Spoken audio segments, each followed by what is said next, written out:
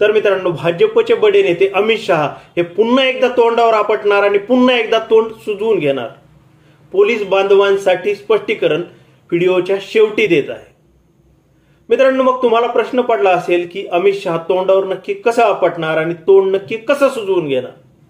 तर मित्रांनो, नुकताच अमित शहांनी महाराष्ट्राचा दौरा केलेला आहे. धावता दौरा केला. नागपूर, कोल्हापूर, उत्तर महाराष्ट्र असं फिरून ते वापस दिल्लीला गेले. आणि मग हे जात असताना त्यांनी महत्वाचे 2 वक्तव्य केले आहेत.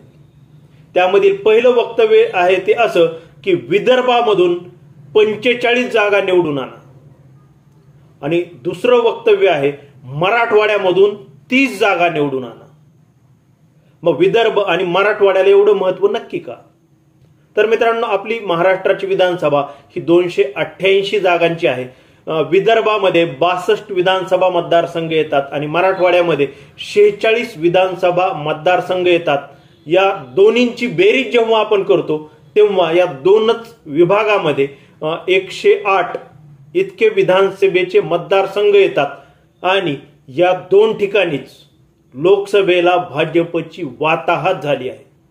मराठवाड्यामधून भाजपचा खोटा उपटला आहे तर विदर्भामधून भाजपचा जनाधार अतिशय कमी झाला आहे. म्हणजे कधी काळी विदर्भातील 10च्या 10 लोकसभेच्या जागा जिंकणारी भाजपा ही 2024च्या निवडणुकीत फक्त 2 जागांवर आली आहे. त्यापैकी 1 जागा ही नितीन गडकरींची आहे, दुसरी अनुप धोत्रेंची. मग मित्रांनो, आता ते जेव्हा म्हणतात अमित शहा की विदर्भ आणि मराठवाडा, तेव्हा जर या 2 भूभागांमध्ये जर सीट मिळाले नाही तर भाजपला सत्तेपर्यंत पोहोचण्याचा मार्ग अवघड आहे. हे अमित शहा जाणतात, हे भाजपचे नेते जाणतात आणि हे शिंदे अजित पवार देखील जाणतात. आणि मग याच ज्ञानामधून त्यांनी हे वक्तव्य केली असावेत. आणि हे करत असताना यापूर्वी देखील अनेकदा त्यांनी अबकी बार येऊ, अबकी बार त्यों, अबकी बार इतके, अबकी बार तितके. पश्चिम बंगालमध्ये गेले, म्हणले अबकी बार 200 पार. तिकडं तोंडावर आपटले, तोंड सुजवून घेतलं. आता लोकसभेतच घ्या ना, लोकसभेला म्हणले अबकी बार 400 पार, पुन्हा तोंडावर आपटले, तोंड सुजवून घेतलं. आता म्हणते काय तिकडं 45 इकडं. मी तर म्हणतो अबकी बार महाराष्ट्र में भाजपा ठार. आणि मग हे असं नक्की का? तर मागील आकडेवारींवर जर आपण नजर टाकली तर पुढील काही मिनिटात तुमच्याही लक्षात येईल की भाजपा ही सत्तेपासून कशी दूर जाणार आहे, सत्तेवरून पाय उतार होणार आहे, विरोधी पक्षात जाऊन बसणार आहे. मग मित्रांनो, आपण 2019च्या आकडेवारीवरती नजर टाकूया. मित्रांनो, विदर्भामध्ये ज्या 62 जागा आहेत त्यापैकी 2019ला शिवसेनेला सोबत घेऊन, उद्धव ठाकरेंना सोबत घेऊन भाजपने एकट्याने 50 जागा लढवल्या होत्या. मग 50 पैकी त्यांना किती जिंकता आल्या भाजपला? तर फक्त 29 जागा. म्हणजे जेव्हा उद्धव ठाकरेंची एकूण शिवसेना सोबत होती तेव्हा 50 पैकी फक्त 29 जागा जिंकता आल्या. आणि मग आता तर शिंदेची शिवसेना आहे, शिंदे गट आहे आणि इकडं अजित पवारांचा गट आहे. अजित पवारांचं विदर्भात काहीच नाही आणि शिंदेंना विदर्भात कोणीच ओळखीत नाही, गिनीत नाही, काहीच नाही. मग आता 62 पैकी 45 जागा नक्की कशा जिंकणार? मोठं प्रश्नचिन्ह. मग मराठवाड्यामध्ये येऊया की मराठवाड्यामध्ये 2019ला काय झालं होतं? तर 46 पैकी 26 जागा या भाजपने लढवल्या होत्या. आणि त्यावेळी देखील उद्धव ठाकरे सोबत होते, अखंड शिवसेना सोबत होती.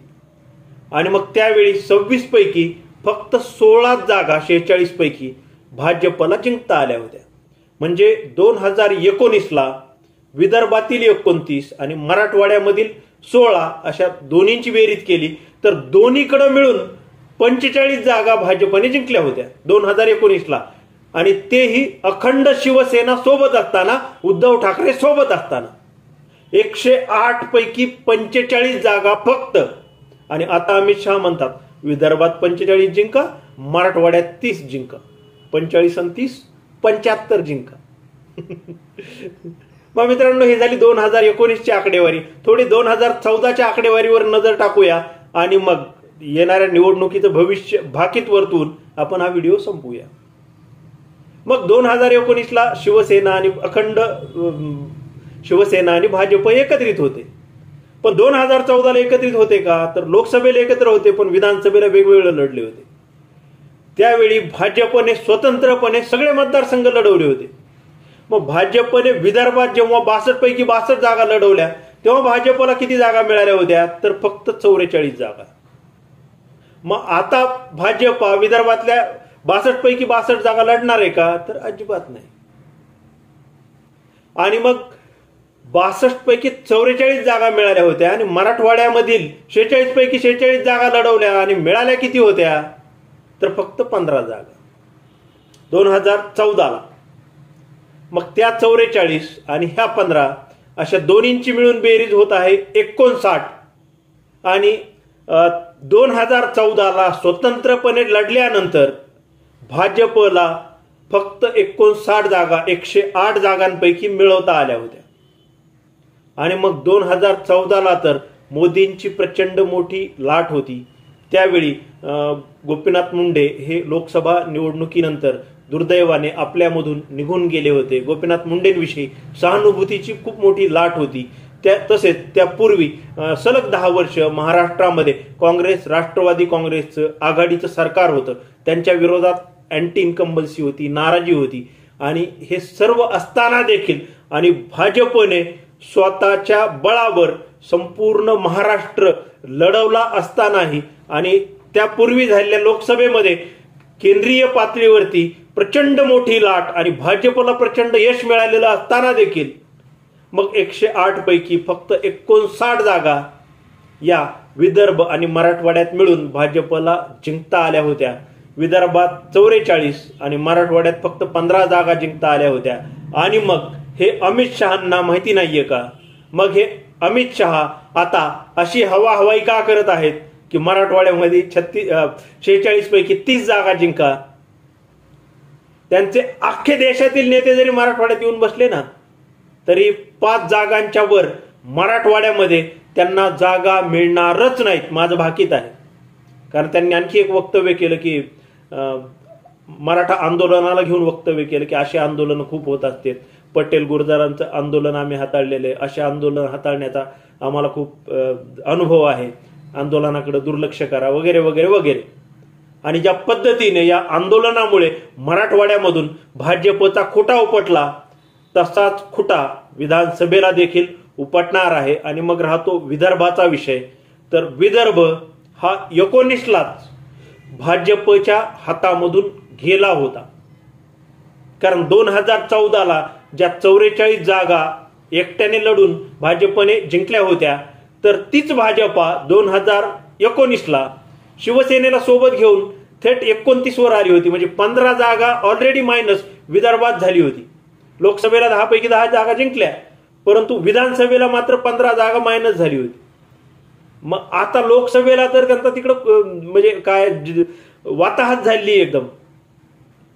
तिथं फक्त 10 पैकी 2 खासदार निवडून आलेत भाजपचे. 10 पैकी 10 जिथं यायची तिथं.